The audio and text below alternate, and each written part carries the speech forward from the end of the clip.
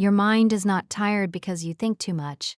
It's tired because you never let it stop. Notice what's happening in your head right now, even as you watch this. There's the low background noise of things half remembered and not yet done. The urge, every few minutes, to check your phone. The way your attention keeps splitting in three directions at once. The quiet hum of comparison, of worry, of a to-do list that never empties. Most people carry this all day, every day, and have simply decided it's normal, the natural state of a modern mind. It isn't. It's a mind that's never given a moment of genuine quiet, and it's exhausted. Here's what Scandinavians understand that most of the world has forgotten. A calm mind isn't something you're born with, and it isn't something you find on a 2-week holiday. It's something you build, deliberately, through small daily habits that clear the mental clutter the way you'd clear a cluttered room. The Nordic countries top the world's happiness rankings year after year, and it isn't the scenery, and it isn't that their lives are somehow easier. They face the same deadlines and worries and losses everyone does, plus 4 months of near total darkness that would flatten most people. What's different is that their whole way of living is quietly designed to protect the mind, to give it space, silence, and rest instead of endless input. And notice the word most people reach for: detox. We talk about detoxing the body, cutting out the junk, the excess, the things that were quietly poisoning us. Your mind needs exactly the same thing, and for exactly the same reason, because modern life feeds it a nonstop diet of junk. Noise, notifications, comparison, worry, more input in a single day than your grandparents got in a month. A mental detox isn't about adding more self-improvement on top of an already overloaded mind. It's about taking things away until the natural calm underneath can finally surface. Today I'll show you 8 of those habits. Not vague advice to relax, but real specific practices you can start using today to detox a tired, overloaded mind and build the kind of steady inner calm that lasts. And a gentle note before we begin: these genuinely help an ordinary, overloaded mind. But if you're truly struggling, they sit alongside real support, not instead of it. With that said, let's begin. 2 I'll flag now. Number 3 feels deeply uncomfortable the first time you try it, and then quietly becomes the thing you crave most. And number 6 sounds completely backwards. It says the way to a calmer mind is to do hard things on purpose. And it's one of the most powerful of all. Stay for both. All of this rests on one Nordic idea: lagom. Just enough. And I've put the whole philosophy into a short book called Lagom, linked below. But you don't need it to start, and stay to the end, because I'll give you the empty 10. The single simplest daily practice to reset an overloaded mind. Let's begin. Number 1. Walk to empty your mind, not just your legs. Scandinavians walk constantly. There's a Norwegian word, friluftsliv, open-air living. But here I don't mean it for your body. I mean it for your head. Because a walk outdoors, especially among trees or water, is one of the most powerful mental resets there is. And Scandinavians reach for it instinctively when their minds feel tangled. Something troubling you? Take a walk? Can't think straight? Go outside. It's almost a reflex up here. And there's real science under it, not just folklore. When your mind is racing, it's usually stuck in effortful, grinding attention, the kind you use to force your way through problems, and the kind that wears out. Nature asks for a completely different, gentler kind of attention. The soft, effortless noticing of leaves moving, light shifting, water flowing. Researchers call this attention restoration, and it genuinely lets the overworked, focused part of your brain rest and recover. Some studies have even found that people who walk in a natural setting show measurably less of the repetitive, brooding thought pattern that feeds anxiety and low mood, the mental loop of chewing the same worry over and over. A walk in the city doesn't do it nearly as well. It's specifically the green, the trees, the water. That's why you so often walk out with a knot in your chest and walk back with it loosened, or with the answer you were chasing suddenly quietly there. You didn't solve it by force. You gave your mind the space to solve itself. And notice what the Scandinavians don't do. They don't take the walk with a podcast in both ears and the phone buzzing in a pocket. They let the walk be quiet, so the mind can actually use it. The shift. When your mind is full, don't push harder. Go outside and walk, ideally where there's something green or moving. Let nature do the untangling your effort can't. Number 2 is the opposite of how you've been trained to work, and it's quietly draining you. Number 2, do one thing at a time. Watch yourself for a moment. You're probably watching this while half doing something else. Most of us now live in a permanent state of multitasking. Email open while on a call, phone in hand while watching television, 3 tabs of worry running behind whatever we're actually doing. We think it makes us efficient. It doesn't. It fragments the mind. Scandinavians tend to resist this, and the calm you sense in them comes partly from it. There's a cultural comfort with doing one thing, fully, and then the next thing. Drinking the coffee and only drinking the coffee. Having the conversation and only having the conversation. Think of the FICA break, where the whole point is that you're doing nothing but sitting, drinking, and talking, with no screen and no task competing for the moment. That's single tasking built right into the culture. And here's the mechanism which matters. Your brain cannot actually do 2 demanding things at once. What it does is switch rapidly between them. And every switch has a cost, a little burst of stress, a loss of focus, a fraying of attention.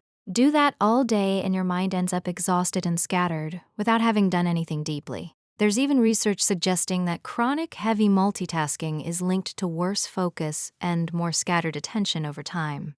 You're not just tired in the moment, you may be training your mind to be more distractible. Single tasking feels slower, but it's how the mind stays whole. One thing at a time isn't inefficient, it's how you stop feeling frantic. The shift. Do one thing at a time and give it your whole attention. Close the extra tabs, put the phone down, finish one thing before starting the next. Your mind will stop buzzing. And now, number 3, the one I promised. The one that's deeply uncomfortable at first. Number 3, get comfortable with silence. Here's a habit that will feel almost impossible at first because you've been trained your whole life to avoid it. Silence. Real silence, no music, no scrolling, no background television. Just quiet. In Finland, there's even a word for the comfortable, unforced silence Nordic people are famous for. Hiljaisuus. And far from finding it awkward, they treasure it. A Finn can sit in silence with a friend and consider it a warm, complete evening.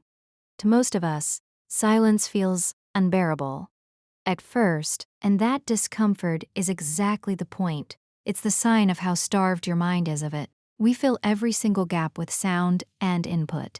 The moment we're alone, in comes the phone, the shower has a podcast, the drive has the radio, the cooking has a video propped against the wall, the walk has both earbuds in. We have quietly engineered silence out of our entire day, and then we wonder why our minds never feel still. Somewhere in there is a real fear of what we'll find in the quiet, the thoughts we've been outrunning with noise. But those thoughts don't go away when you drown them out. They just wait and hum in the background and tire you. Your mind needs empty, unstimulated silence the way your body needs sleep. It's in the quiet that your thoughts settle, that things process in the background, that the constant low static finally switches off. Often the thing you were avoiding, once you finally sit with it in silence, turns out to be far smaller and more manageable than it felt while you were running from it. A mind fed a non-stop stream of noise and information never gets to do any of this, and it shows as that frazzled, overstuffed feeling you can't quite name. Start small, because it really is uncomfortable at first. 5 minutes of genuine silence a day, a walk with no earphones, a cup of coffee with nothing on. Sit in it. It gets easier fast, and then, like the Scandinavians, you'll start to crave it. The shift, build small pockets of real silence into your day. No phone, no sound, nothing. It's uncomfortable at first, and then it becomes the most restful part of your day. Number 4 is the mental habit that quietly ends a huge amount of everyday anxiety. Number 4, choose good enough. So much modern anxiety comes from a single hidden belief that everything has to be optimized. The best choice, the perfect outcome, the maximum result. You research the purchase for hours. You agonize over the decision. You replay the thing you said, looking for the flawless version you should have said instead. This is the maximizer's mind, and it's exhausting because perfect doesn't exist, so you never get to rest. The Scandinavian antidote is lagom. Just enough. Not the best, not the most, but enough. And then peace. Applied to the mind, this is enormously freeing. Most decisions genuinely don't deserve the agony you give them. Good enough is, almost always, actually good enough. Psychologists who study this even have names for the two types: the maximizer, who exhausts himself searching for the very best option and then, tellingly, feels less happy with what he chooses, and the satisfier, who picks the first option that meets his real needs and moves on, calmer, and in the end, more content. Scandinavians, by culture, are satisfiers. Lagom is satisfying built into a word. When you stop trying to optimize every choice and every outcome, you release a tremendous amount of mental pressure you didn't even realize you were carrying. You make the reasonable decision, and you let it be done. You do the good enough job and you stop picking at it. You send the message without rereading it 8 times. Lagom tells your mind it's allowed to stop, that enough is a place you're allowed to rest. The shift: stop chasing perfect and choose good enough. For decisions, for outcomes, for yourself. Enough is not settling. Enough is where your mind finally gets to rest. Number 5 is in your hand right now, and it's the biggest source of mental clutter there is. Number 5, switch off. Really off. Your phone is, for most people, the single largest source of mental clutter in modern life. A constant stream of notifications, updates, other people's opinions and highlight reels and demands, flowing into your mind from the moment you wake until the moment you sleep. Scandinavians, on the whole, have a healthier relationship with this. There's a strong cultural sense that when the workday ends, it ends, that your evenings and weekends and holidays are genuinely yours, and being reachable every hour is not a virtue. The mechanism is simple but easy to miss. Every ping, every check, every scroll is a small demand on your attention, and a tiny hit of stimulation, and a mind that never gets a break from that stream never gets to settle. It's not just the time it takes. It's that being always on keeps your mind permanently braced, half waiting for the next input, never fully at rest.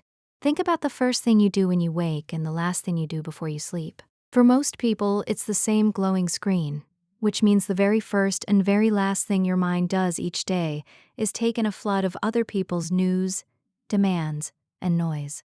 Your mind never gets a clean edge, a beginning, or an end that's truly yours.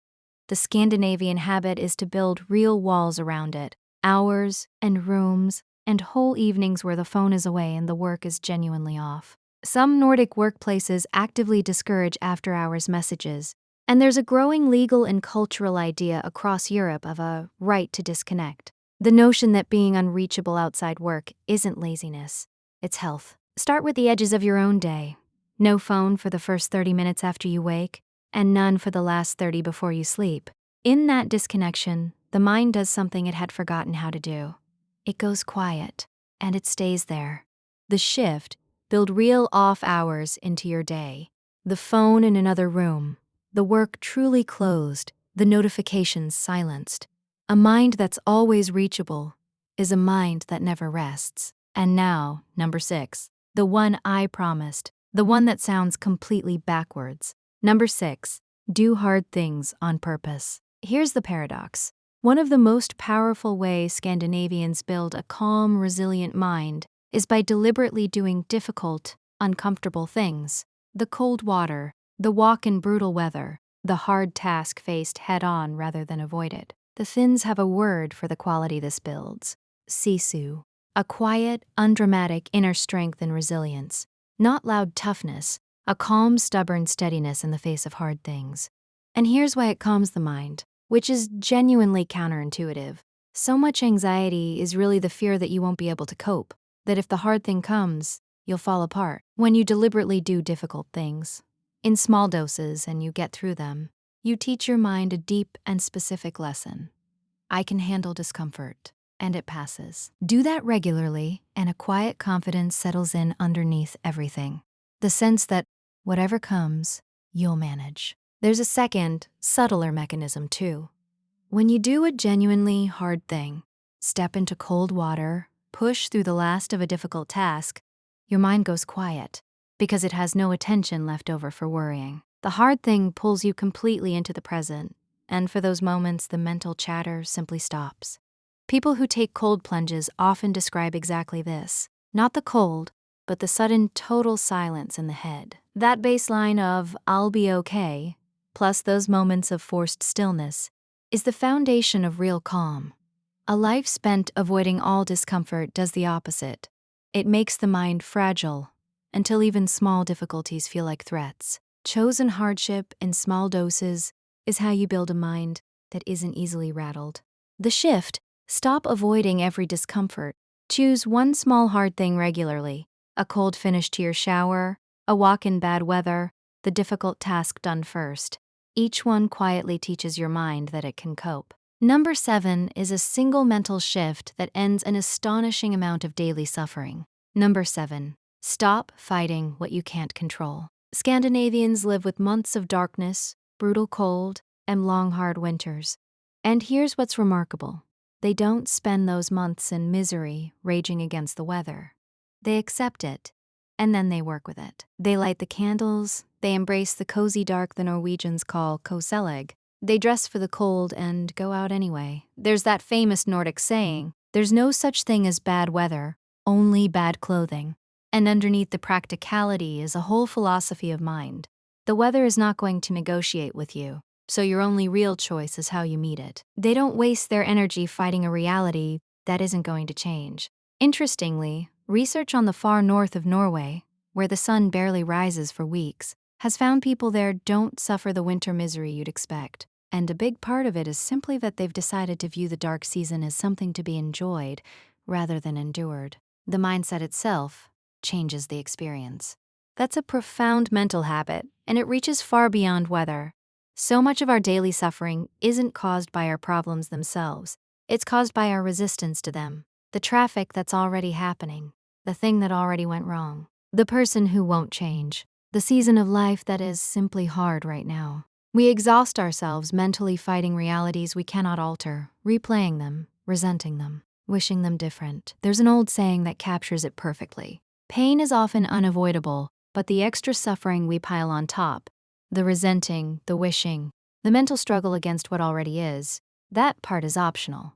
The Scandinavian instinct is to make a clean distinction, change what you can and genuinely accept what you can't, and then stop spending your mind on it.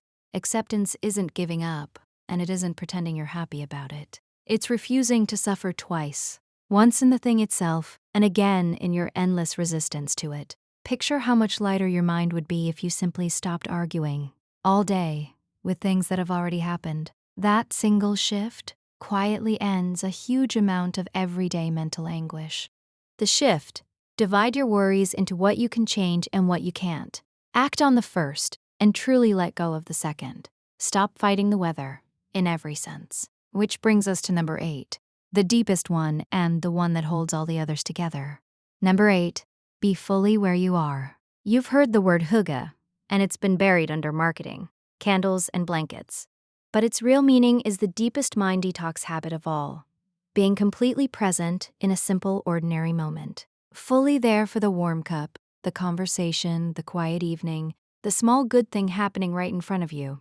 Not half there while your mind is somewhere else entirely. Because here's the truth about a cluttered mind. Almost all of its suffering lives in the past or the future, regret and replay behind you, worry and what if ahead of you. The one place your mind is almost never suffering is right here, in the actual present moment. Because the present, most of the time, is genuinely fine. Right now, as you sit here, nothing is actually wrong. The wrongness is all in the remembering and the anticipating. The problem is, you're so rarely in the present to notice that it's fine. Hajj is the practice of arriving, of putting down the phone and the worry and the mental to-do list and being fully inside the small, warm, ordinary moment you're actually in. And here's the beautiful part. You don't need to meditate for an hour or master anything. You just need to genuinely notice the warm cup in your hands, the light in the room, the taste of the food, the person actually speaking to you. When you're truly present like that, the mental clutter has nowhere to live because it's all made of past and future. And you're neither. That's the whole detox. In the end, not adding a technique, but returning, again and again, to the only moment that was ever real.